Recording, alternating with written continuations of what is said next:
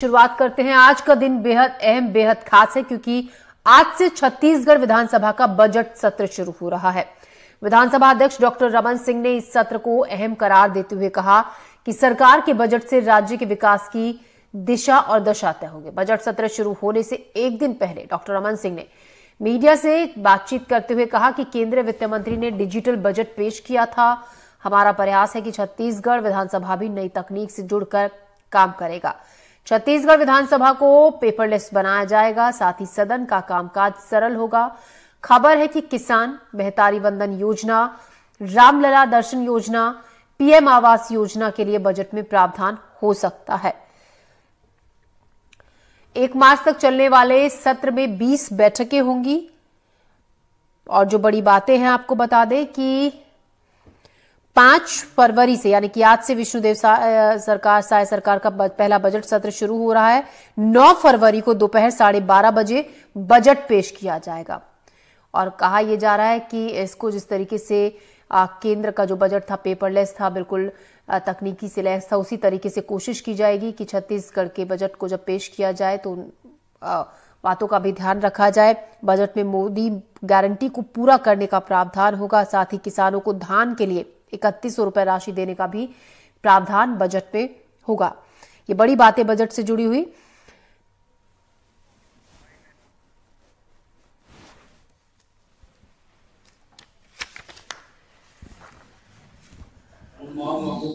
पुस्तिका, विभागीय प्रस्तावित प्रतिवेदन, विधेयक, वार्षिक प्रतिवेदन, अध्यादेश की डिजिटली यह सब उपलब्ध कराया जाएगा।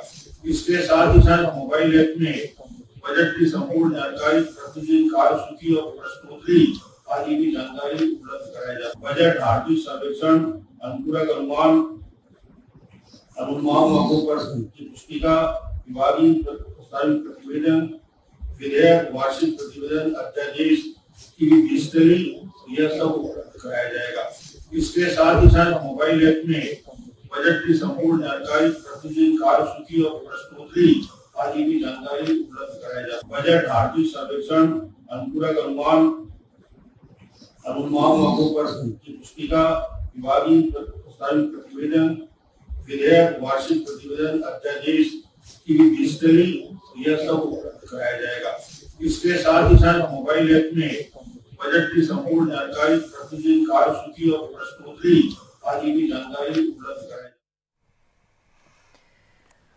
तो आज से बजट सत्र छत्तीसगढ़ का शुरू हो रहा है। काफी हंगामेदार रहने के आसार हैं। इसी पर बात करने के लिए हमारे साथ खास मेहमान जुड़ रहे हैं। हमारे साथ कांग्रेस प्रवक्ता अजय गंगवारी जी हैं, बीजेपी प्रवक्ता प्रवीण साहू हैं और हमारे सहयोगी नीलेश त्रिपाठी हमारे साथ जुड़े हुए हैं। अजय जी, प्रवीण जी, आपका स्वागत है एनडीटीवी से जुड़ने के लिए। आपका बहुत बहुत शुक्रिया। चलिए हम शुरुआत करते हैं। पहला सवाल आप ही से अजय, माफ कीजिएगा प्रवीण जी, किस तरीके की तैयारी सरकार की, क्योंकि काफी उम्मीदें इस बार लगाई बैठी है जनता बजट से? देखिए, सबसे पहले तो वो भारत माता की जय कहूंगा। जय छत्तीसगढ़। आपके सम्मानित चैनल की सभी दर्शक को नमस्कार, ज्योति जी, और आपके संपादक महोदय को भी नमस्कार, संवाददाता को भी नमस्कार। देखिए, जिस प्रकार जनता ने हमको जनादेश देकर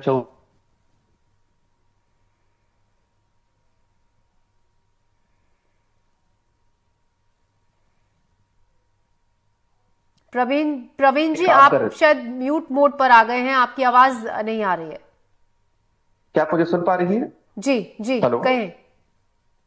क्या मुझे सुन पा रही है?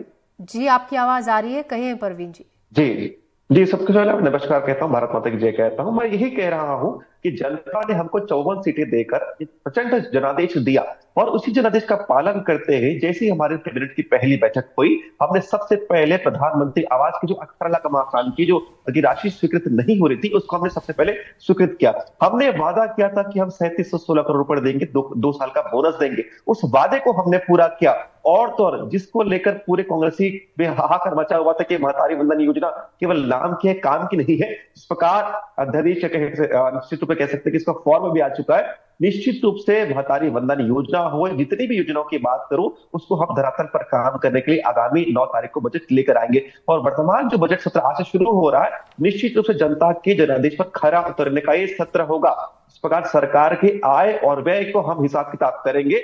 लेकिन जनता यह भी जानती है कि यही सरकार थी 2003 में जिसके पास राज्य में केवल कुल मिलाकर 9,000 करोड़ का बजट था। इस सरकार ने जब काम किया तो 15 साल में बजट को बढ़ाकर लगभग 83,000 करोड़ तक ले जाने का किसी ने काम किया तो भारतीय जनता पार्टी की सरकार थी। लेकिन जब पिछले 5 वर्षों को हम देखते हैं तो सरकार ने जो काम किया जनता के समक्ष था। इस प्रकार शराब के नाम पर घोटाला किया, कोयले के नाम पर दलाली की। देखिए आज बजट के सत्र में इसलिए चर्चा कर रहा हूं, यदि शराब में घोटाला नहीं किया होता, कोयले की दलाली नहीं खाए होते तो निश्चित रूप से सारी राशि जो है सरकार के खजाने में जाती और सरकार की आय में वृद्धि होती।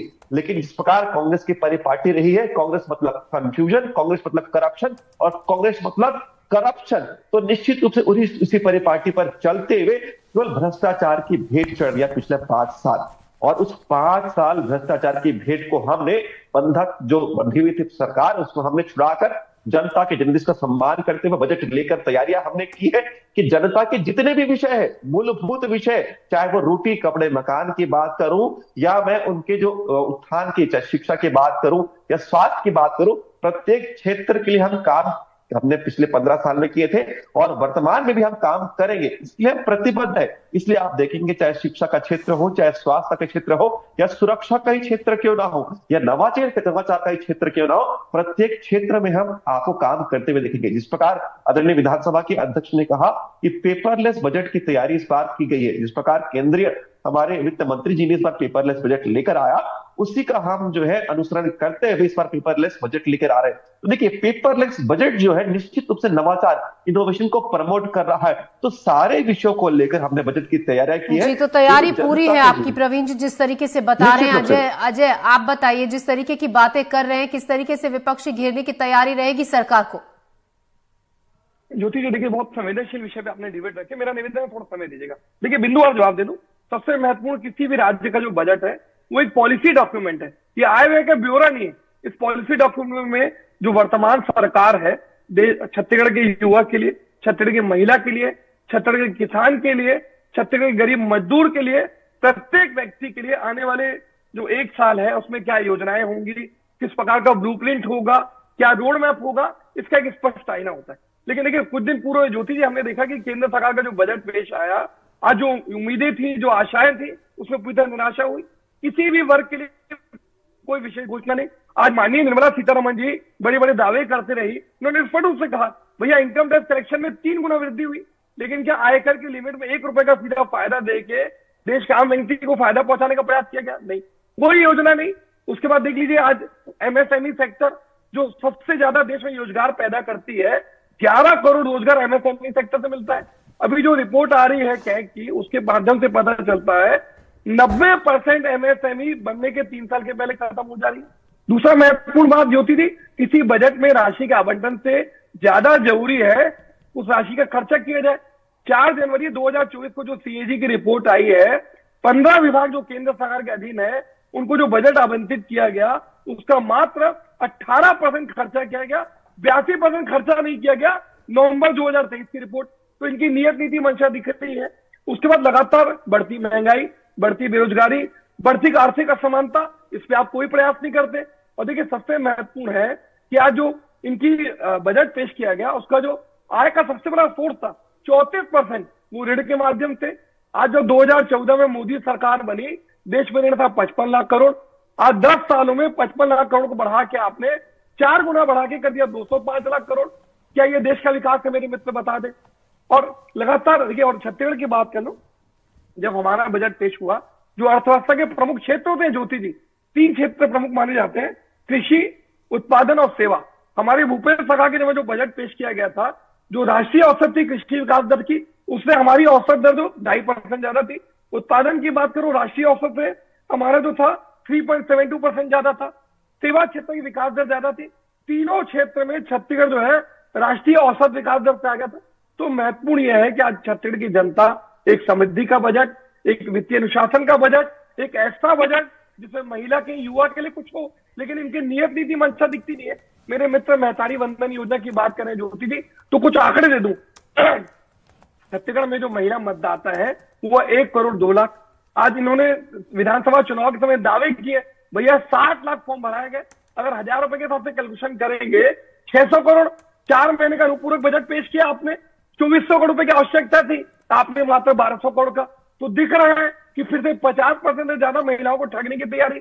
अभी ये बोल रहे हैं कि फॉर्म आया, फॉर्म की शर्तें पढ़ ले मेरे छोटे भाई, क्या क्या उसमें शर्त है कि प्रत्येक को पैन कार्ड देना पड़ेगा, अगर सरकारी नौकरी तो नहीं मिलेगा, अगर नगरीय निकाय या अन्य कर्मचारी है तो नहीं मिलेगा, दल तक विवाह प्रमाण पत्र देना पड़ेगा। आज बेचारे गांव की अजय जी, जिस तरीके से आप तो तमाम बातों को गिनवा रहे हैं, आप भी पूरी लिस्ट के साथ बैठे हैं कि किन किन मुद्दों पर घेरने की तैयारी रहेगी विपक्ष की। ऐसे में हम हमारे सहयोगी का रुख कर लेते हैं, जो आम लोगों के बीच में दिन रात वहां से उनसे पूछते हैं, बातचीत करते हैं, उनकी समस्याओं को जानते हैं, क्या एक्सपेक्टेशंस आम लोगों की बजट से है।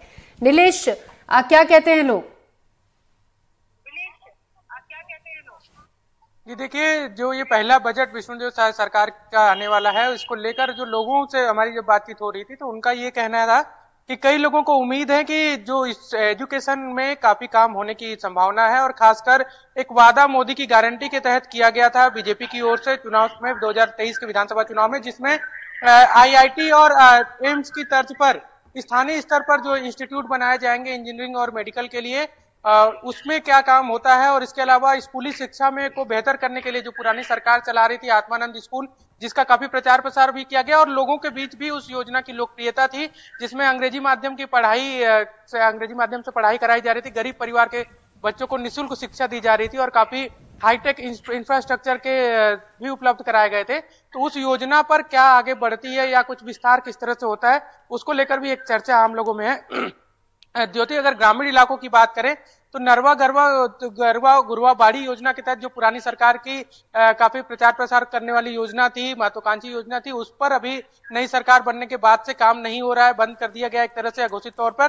तो उसमें क्या होने वाला है, क्योंकि उससे कई बड़ी संख्या में महिला स्व सहायता समूह से जुड़ी महिलाएं जुड़ी हैं, लगभग लाख में संख्या है। इसके अलावा कई सारे रोजगार के माध्यम भी उससे उपलब्ध हो रहे थे। तो उसमें उसको लेकर क्या किया जा रहा है, क्या इसको बंद करके कुछ नए प्लानिंग के साथ इसको शुरू किया जाएगा या फिर इसको पूरी तरह से बंद कर दिया जाएगा? जो बंद किया जाएगा तो इसमें जो लोग काम कर रहे थे उनके लिए क्या व्यवस्था हो सकती है? ये तमाम चर्चाओं का विषय छत्तीसगढ़ में आज है। ग्रामीण इलाकों में खासकर बात करें, शहरी इलाकों में एजुकेशन और जो सुविधाएं देने की बात है स्वास्थ्य शिक्षा में, उसकी चर्चा हो रही है। जी, हमारे साथ सीनियर जर्नलिस्ट प्रकाश द्विवेदी भी जुड़ गए हैं। प्रकाश जी, स्वागत है आपका एनडीटीवी मध्य प्रदेश छत्तीसगढ़ के इस मंच पर।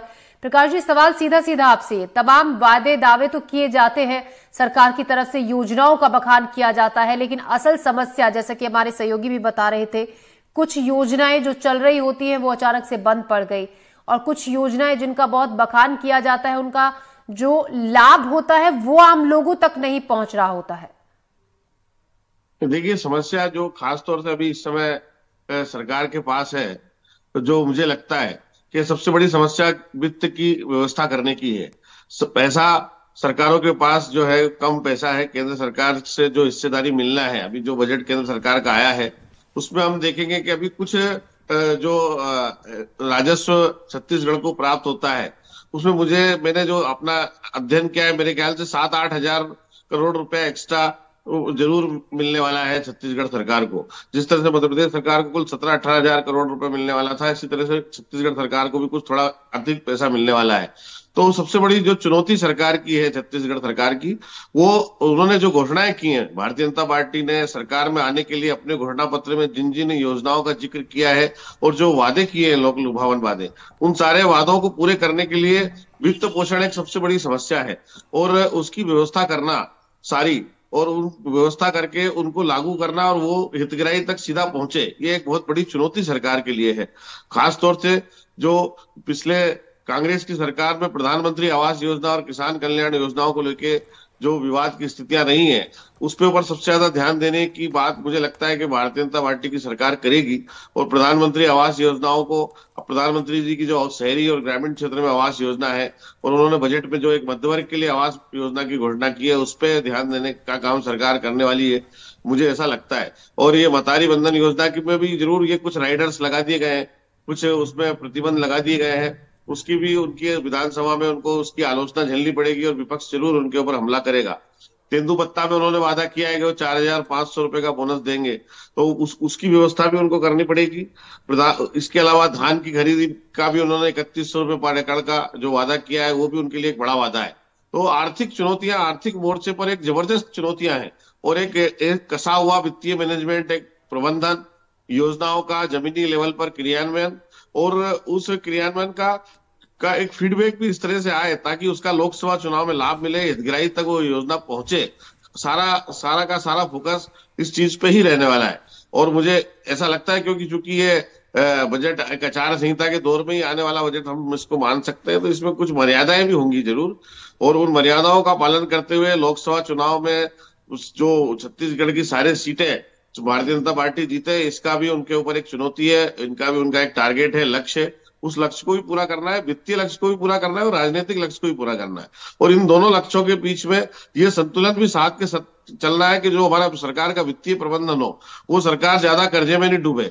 जो आरोप लगते रहे कि सरकार बड़े भारी कर्जे में जा रही है, बड़ा कर्जा ले रही है, पूंजीगत जो व्यय है वो बहुत ज्यादा हो रहा है, खर्चा बहुत ज्यादा हो रहा है, स्थापना का व्यय बहुत ज्यादा है, इन सब चीज से भी बचने की एक बहुत बड़ी चुनौती सरकार के सामने है, मुझे ऐसा लगता है।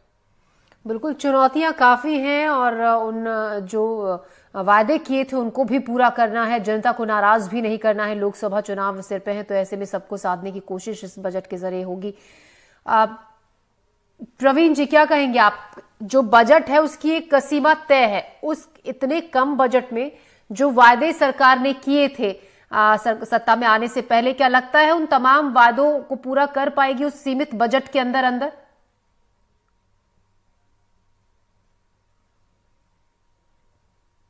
प्रवीण जी, आप तक आवाज हमारी पहुंच रही है? ये आप मुझे सुन पा रही है?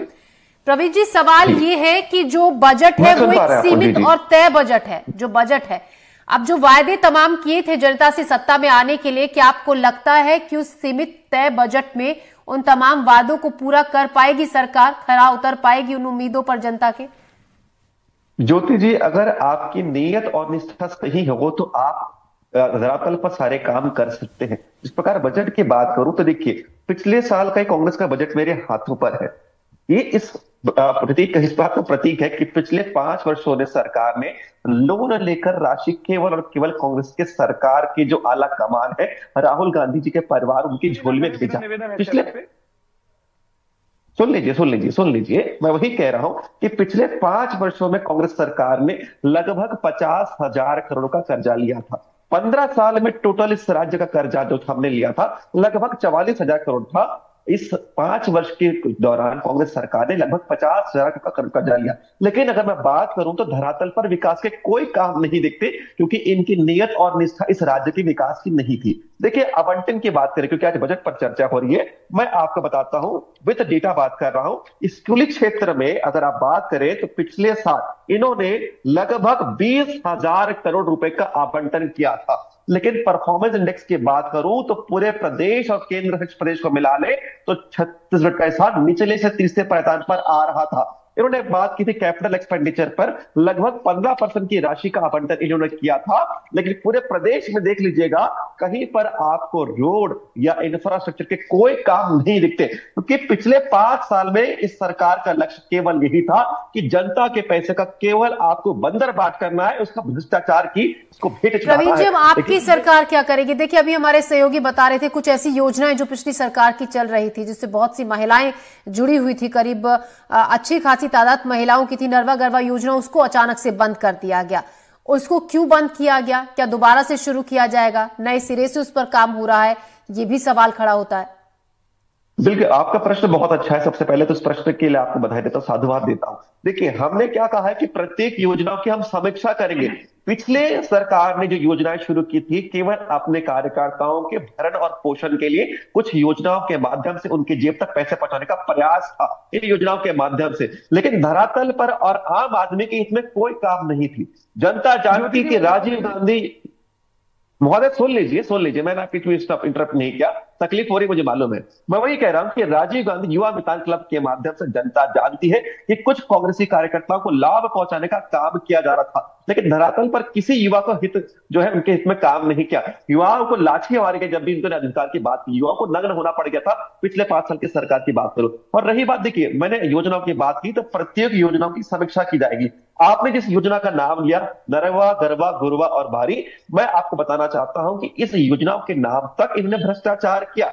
आप अगर गौठान की स्थिति को जाकर देखें तो वहां पर गौ माता को रखने के लिए कोई ढंग की जगह नहीं थी, और वहां पर देखेंगे तो कोई चारा या पानी की व्यवस्था नहीं थी। गौ माता के नाम पर गौठान घोटाला किया, गौमूत्र तक घोटाला किया। गौ माता को तो छोड़िए, प्रत्येक क्षेत्र में इसमें घोटाला किया। तो देखिए इन योजनाओं की समीक्षा होनी चाहिए, और यदि समीक्षा हो रही है, कोई योजना अच्छी है तो उसको आगे रखा जाएगा। कोई योजना को यदि क्रियान्वित करने के लिए स्वरूप परिवर्तित करने की आवश्यकता होगी तो वो भी करेंगे। इनको इस पे बाद में बौखलाहट करने की आवश्यकता क्यों है? आपको तो साथ देना चाहिए। आपको डर इस बात का है कि आपकी भ्रष्टाचार की पोल खुल रही है। इस प्रकार कुछ दिन पहले एसीबी ने लगभग 106 लोगों के नाम पर एफआईआर की।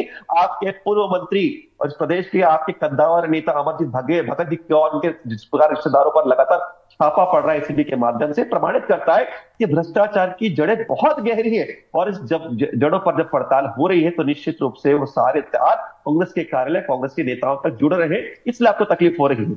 अजय जी, क्या इन आरोपों को लेकर कहेंगे जिस तरीके के आरोप अब लगाए जा रहे हैं कांग्रेस सरकार पर? देखिए ज्योति जी, जाकी रही भावना जैसी, प्रभु मुहूर्त देखी तिन तैसी। ये 15 साल तक कमीशन खोरी और भ्रष्टाचार करते रहे। 34 घोटालों के माध्यम से छत्तीसगढ़ की आम जनता का 1 लाख करोड़ रुपए डकार गए। चाहे छत्तीसगढ़ को नान घोटाला, इंडिया प्रदर्शनी बैंक घोटाला, 6,500 करोड़ का चिटफंड घोटाला, बारदाना घोटाला, स्काई वॉक घोटाला, एक्सप्रेस वे घोटाला, परीक्षा फर्जी कांड, अखफुड़वा कांड, गर्भाशय कांड, पूरी लिस्ट करूंगा ना ज्योति जी तो आज की डिबेट खत्म हो जाएगी। ये रमन सिंह पूर्व मुख्यमंत्री, देश के इकलौते मुख्यमंत्री थे जिन्होंने रायगढ़ की भाजपा की कार्य समिति की बैठक में कहा, भैया 1 साल के लिए कमीशन खोरी भ्रष्टाचार छोड़ दीजिए, आपकी सरकार को 30 साल तक कोई हिला नहीं पाएगा।